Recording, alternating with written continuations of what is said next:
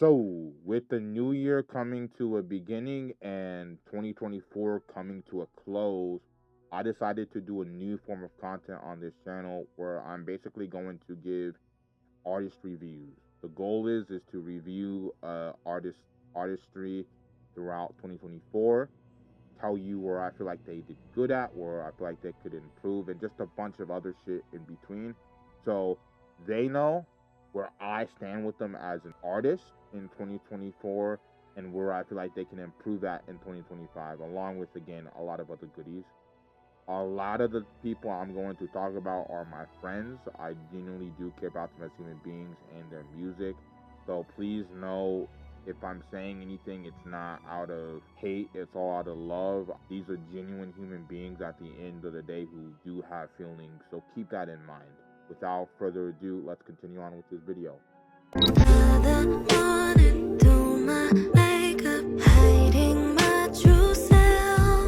As the title states, today's video will be about Jasmin Burgermeister in particular.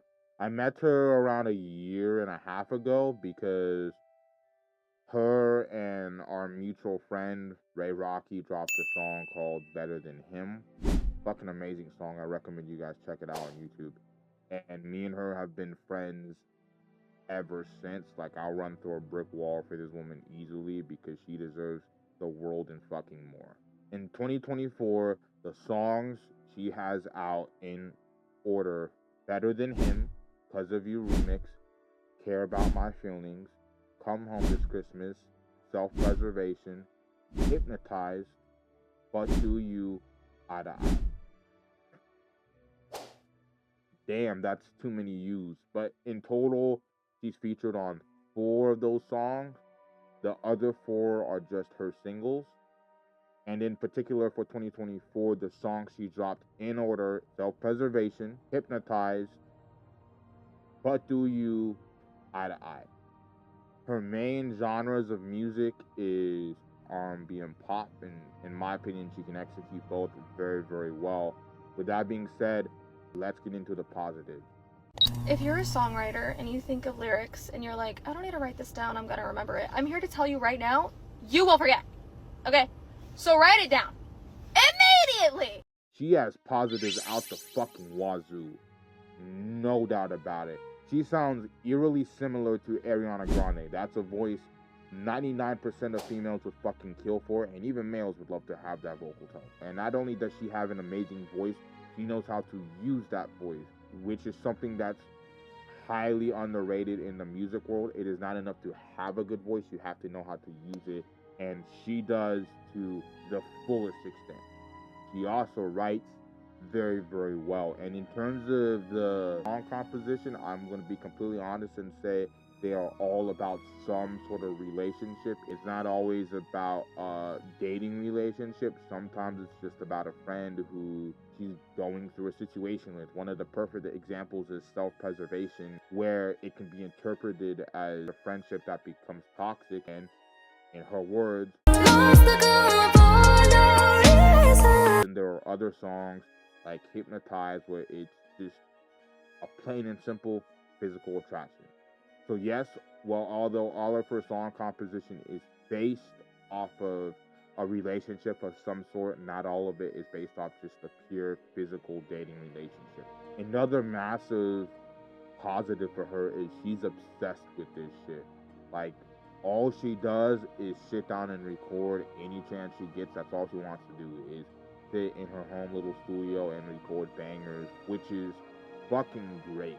Another positive is, although she's not an open book for featuring right now, meaning that if you were to text her right now on Instagram and be like, hey Jasmin, could I please get a feature from you, she's probably going to turn you down unless she really fucks with the song. She is very good at doing features. I would argue 99% of the songs she featured on, she was the de facto best part of that song for most people. One of the most glaring examples, in my mind at least, is the Cause of You remix, which is Eric Matthews' song. A lot of people have described her on the track as the main energy of the track, because Eric is honestly more of a monotone performance, and for a lot of people who know Eric's music, he is more known for these upbeat, crazy ass productions. Here, he just gave a more monotone performance, and she was able to come in and bring that energy. And that was kind of the one song where I overwhelmingly saw, oh my word, she's fucking amazing. Now, the one song that I truly believe he wasn't overwhelmingly the best part of the song as the feature, like in the other tracks, is But To You with Bardet. And that's only because I truly feel like they matched each other's vibe perfectly. They understood the assignment to the fullest degree. They knew exactly what the fuck they both had to do to make that track become the outstanding track that it was. And ironically enough, the biggest negative that track received was that there wasn't enough Jasmin. People wanted to hear more of her. When Jasmin is on these tracks, she's a positive. You always want to hear more of her on these tracks and not less of her. So if you guys were thinking about hitting her up for a feature, in my opinion, it's absolutely worth it because she provides more than enough value on each of her tracks. I haven't heard one track she's featured on yet where she was a negative or did anything really bad. Yes, were there changes she could have made on XYZ that I'm probably not even thinking about? Yes, but nothing overly like, oh my god. For the most part, most people agree when Jasmin is on the track, she takes over. And that's not an offense to these other guys because they're out of this world talented too. It's in her veins to innately come into a track and really change the track. Now, in terms of tracks, I think you guys should personally check out from her. I would say check out But To You. It's Bardet featuring Jasmin. Or listen to Self-Preservation. I believe it's truly a very good emotional track that if you really are listening to the lyrics, there's some deep, meaningful shit in that bitch. Happy holidays to you, Hisenpride. Happy holidays to Jasmin and her family. I'm recording this after Christmas, but not before New Year's. So let's get into her negatives. Her negatives stem from one main issue and then they branch out, which is honestly her lack of networking. And it's so fucking frustrating because this is something I guarantee you, in fact, I know she's been able to self-diagnose it, but she hasn't tried to fix the issue, which is so easy. You are going to hear me say this often throughout the rest of this video, but she has talent out the fucking wazoo. There is no excuse for her to be having these issues she's having because people are going to want to work with her out the wazoo. Makes no fucking sense. Starting with her engineering. Plain and simple, it's like a building with a shitty ass foundation ready to fall down at any moment. That's the best way to describe her whole engineering process right now. Since she's uploaded on all platforms, she has had a total of 3 engineers. That being Ray Rocky, Bardet, and Biz Music. Any song you've heard from her currently that's out, besides But To You, was mixed by Ray Rocky. But To You was mixed by Bardet, so he's a little bit different because he really just makes one song that's out for her right now. And he was also on it.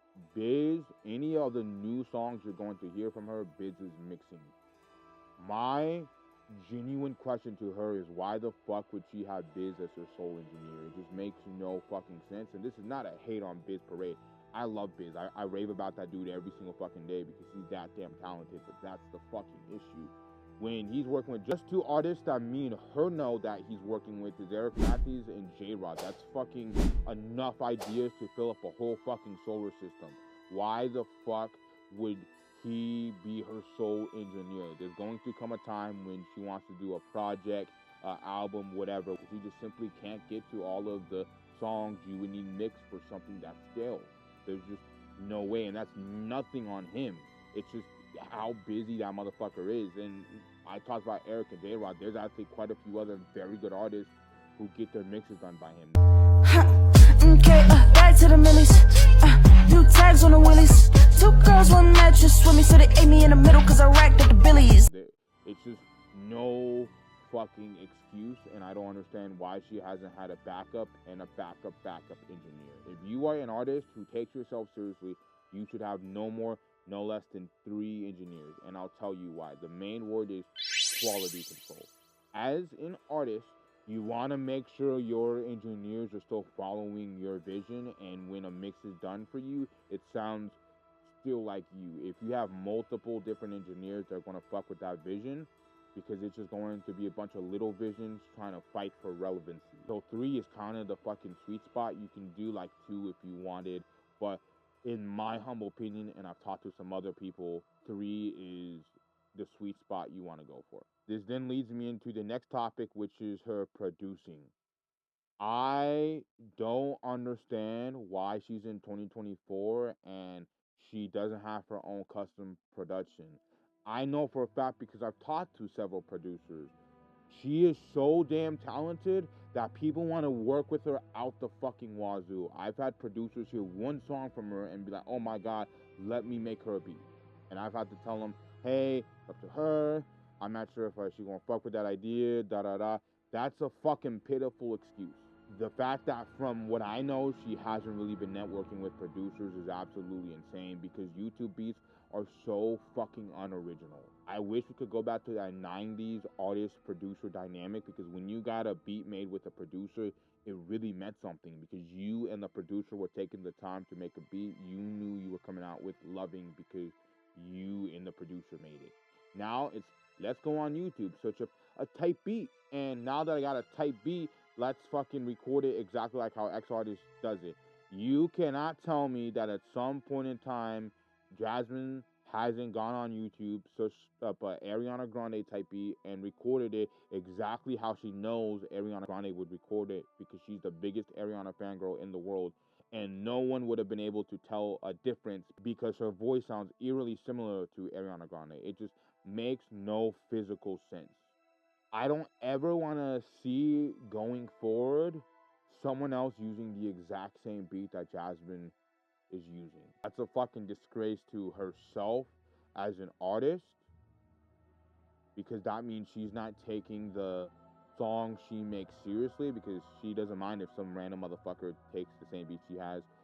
And just to her music in general and fans, it's a disgrace because if we got to go around listening to other songs that have her beat, why? What's the point of new fans trying to get into Jasmin's music when they could just say, oh, well, this person did this exact same beat and they do X, Y, and Z that she doesn't? There's no point. She does try to go for producers that are very like low key and don't have a lot of views. I don't give a fuck. That is still a fucking bullshit ass answer that she uses to try to say, oh, well, no one's going to use my YouTube beats. The only time she should be using a YouTube beat is if it's from a collab or a feature, and that was the first time, in her defense, that I've ever found a Jasmin beat is a song that she did collab on. So, at the end of the day, not her fault, but I still shouldn't have to have that in the back of my mind that someone is using a Jasmin beat. Also, then branches out into collabs and features. She needs to do more of them, bar none. I don't give a fuck if her main goal is to do a bunch of solo shit. That's cool. But when you have only 3 solo songs released for the year, you weren't getting a lot of solo shit posted. I don't know what to tell you. Now, to me, a collab is something that an artist is doing out of the love for the artist or the song they're trying to be collabed on. This basically means they are willing to spend their time and effort for free to make this song because they already have a relationship with this person.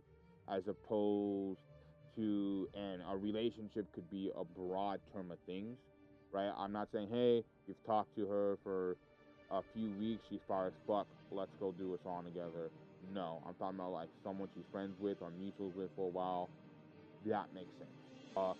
Feature is when an artist is getting paid for their time and effort on a track.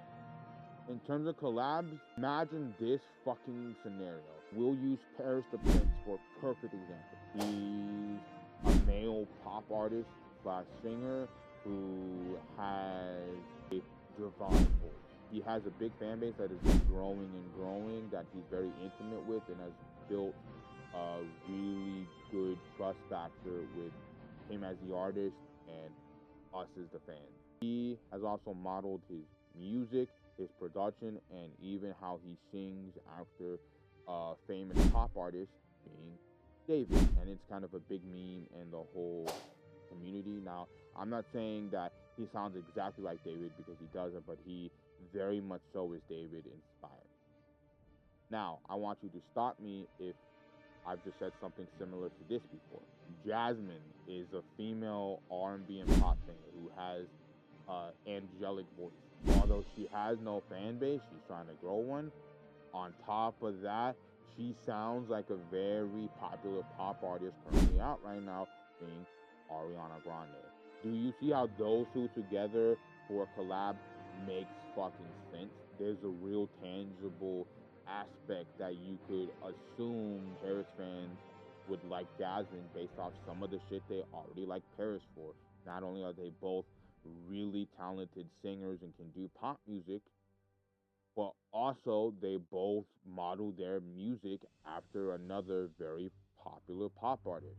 In terms of features, imagine she was to charge $100 per feature, which is more than worth it for her talent and also her resume. You look at that shit, every song she's featured on, she's been either the best part or just as good as the main artist.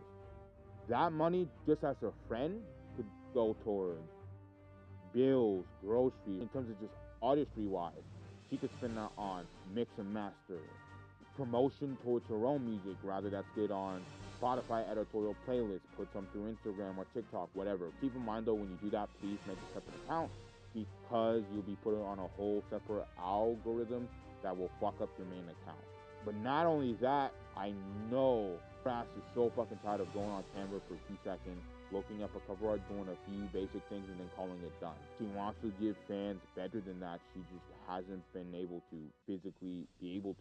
Now, that extra dough, she can pay someone $30 on Fiverr to get that shit done. Probably even cheaper than that. Lastly, her social media presence is dog shit. Not only does she barely post her music, which makes no sense because if you want to get fans, you have to post videos about your music to get yourself heard.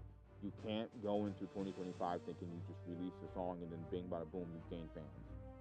She also is just not in this mindset of treating it like a business. And the prime example is her Instagram. It looks corporate as fuck. Hey, go see my song Eye to Eye. Hey, go follow me on Apple Music and Spotify. In what world would any potential fan want to go and follow you on those platforms when you're basically selling them a product, which is your music? You just openly, not ashamed to say it. You are exactly like that one dude in Hercules who's selling the watches. Get the bread here. Hey, Mac. Whoa, whoa, whoa! You wanna buy a sundial? He's not interested, all right? Come on, kid. That's exactly what you use. You shoving that down their throat. Or just saying, hey, go follow this, that is not going to attract anyone. It's going to repel them away because how many motherfuckers do they do that same shit for their music? This also gets into my next thing. Why the fuck does she not have a professional business? How are motherfuckers supposed to contact her about doing business if they're serious if she doesn't have a business email? That's the most common way to contact someone in 2025, and you don't have that shit. It just makes no fucking sense. How does she expect to A, grow a fan base, and B, gain connections if she's not even doing the bare necessity things to make that happen? Like posting videos of her music and having a business email. Just, I don't fucking understand it at all. But anyways, I'm saying this shit out of love because I know she can do a lot better. I'm not saying this to try to hate her or to rain down on her parade because I truly care about her as not just a musician, but as a friend and as an individual. She is worthy of motherfuckers' time. So why doesn't she work harder so people wanna use their time on her? Because time is the most important currency that humans will ever have. So to have someone spend their time on you is invaluable. But because I've talked about her negatives, I do want to give her honest to God solutions on how to fix this.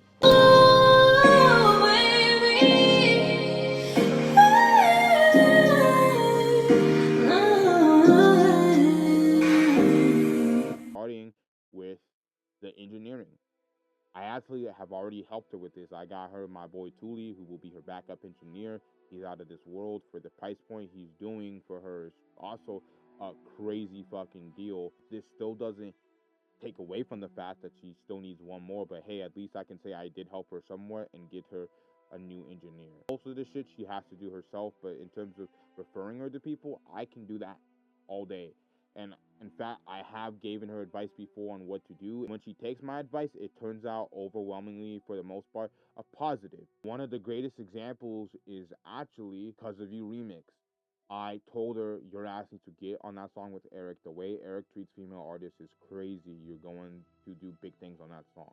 She walked out of that song with 55,000 streams. My bad, gang. Did I say 55? I really meant 60. And people telling her that she was the best part of that track. And Eric, the GOAT Matthews, was also on that track. So right there alone is a massive example of when she takes my advice, it goes really well positively for her. But there have been times where she hasn't taken my advice and it's gone in the negative. So the reason why I am pointing this out is to ultimately highlight that, again, this is all a Jasmin thing. Only she can truly fix these issues she's having. Advice out the wazoo, but unless she takes it, it's not going to really matter what the fuck happens. It's her choice at the end of the day. Let's talk about production. The advice I want to give her is to stay as clear away from Ariana Grande production as possible. Because she already sounds so much like her already, I think it's a smart idea to lean more towards different type of productions. That's why I constantly mention Aaliyah, fucking Mariah Carey, and Christina Aguilera. Fun fact, she's actually a big fan of Christina Aguilera and Mariah Carey. She didn't really know who Aaliyah was until I explained her. She probably heard her music before. It's one of those things like with Me Too, where it's just voice to face type shit, but you get what I'm saying. She needs to sit her ass down, find her ass some good producers, download Discord.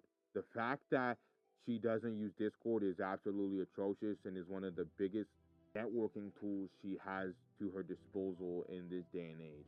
You can literally hop in voice, watch not only her producer, but her engineers mix and master her from scratch, or produce a track from her for her from scratch, which is invaluable. You get to give direct input and feedback, and you get to hear their direct system audio because Discord allows you to do that. Back in the day with Ray, she was literally just on a phone call with him for hours trying to get shit done. Now she can hear directly. It'll be a lot more easier. She will be able to diagnose the issue better. And not only on that end of things, it's like she needs a place for when she gets more fans to congregate at. And Discord is the perfect place. And she told me, oh, she doesn't know how to use Discord, da da da. That's a fucking biggest cop-out response I've heard. I've been able to teach artists such as Neo Discord in 10 minutes. The only thing that she needs to know how to do on Discord is fucking text in the chat, get in voice. That's fucking it. Anything else she really doesn't need to know, because either I can do or she's just simply not going to fucking need it. In terms of collabs and features, she should keep her collabs very small and keep her features in a much wider net. Now, obviously, she should do her proper due diligence and weed out A, the good songs, B, the bad songs, and C, the songs that not great yet, but with her on it, they will be able to make it great. One of the perfect examples, in my opinion, is But Do You. When she hopped on that bitch, there was probably just a hook and maybe somewhat of a verse. It wasn't until her and Barty went back and forth on it that all of these changes that made the song as great as it was.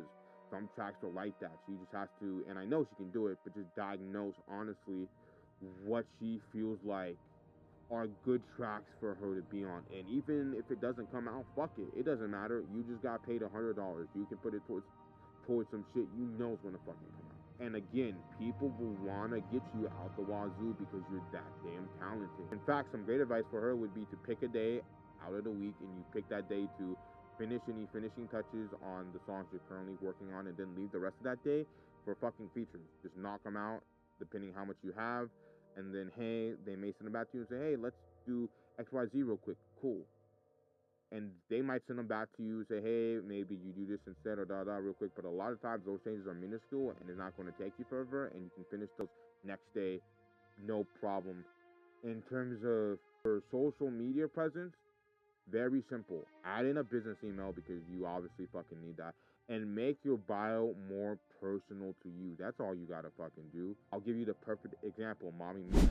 This still screams she's an artist, but it also is more personal to her as a human being, and that's what it needs to be.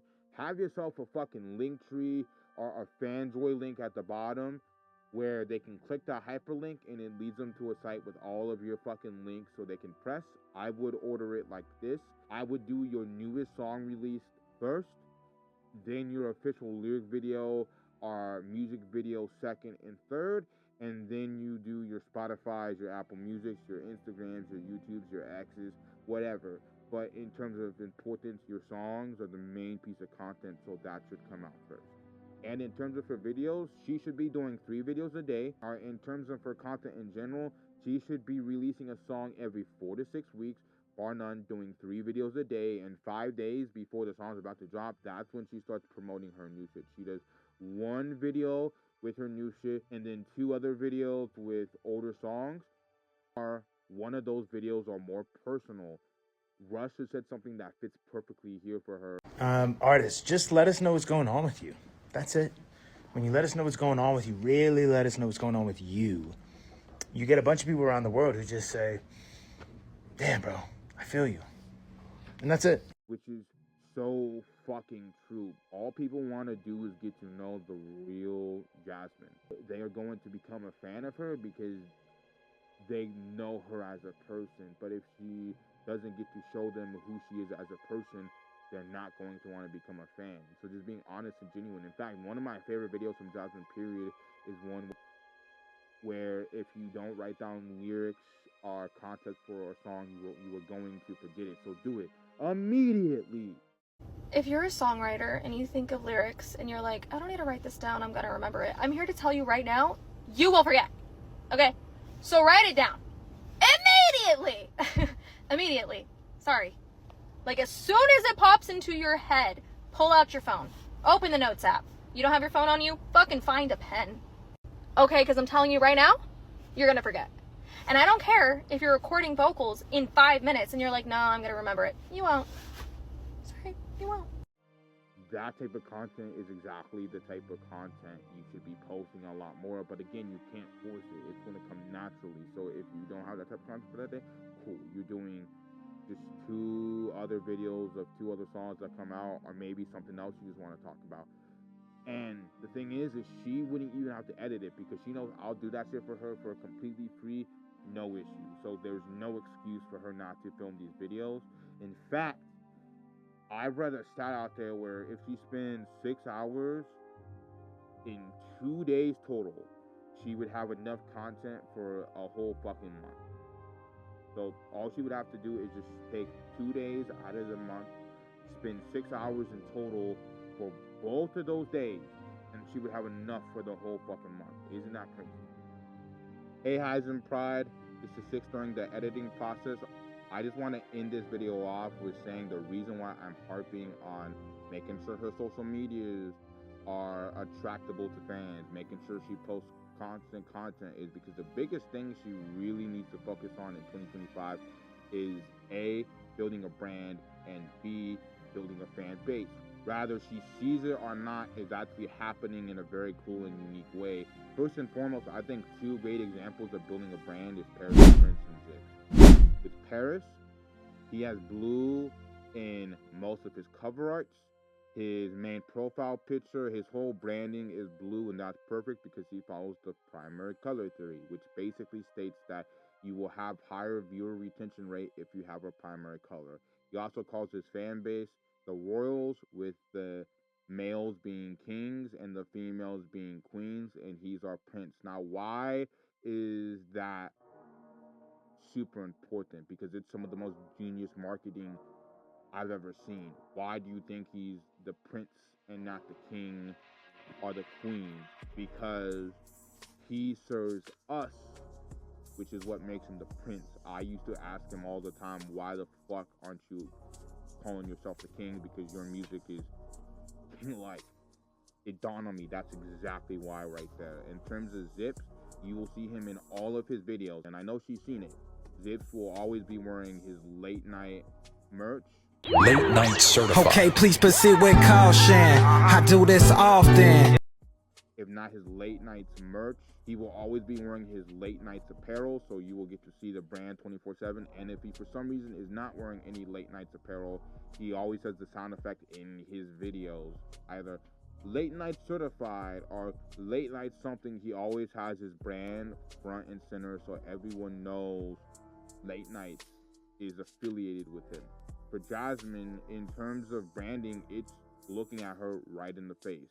I always call her voice angelic. I gave her the nickname Angelic Jasmin, and ironically enough, when I've showed other people her music, they've just started calling her voice angelic as well.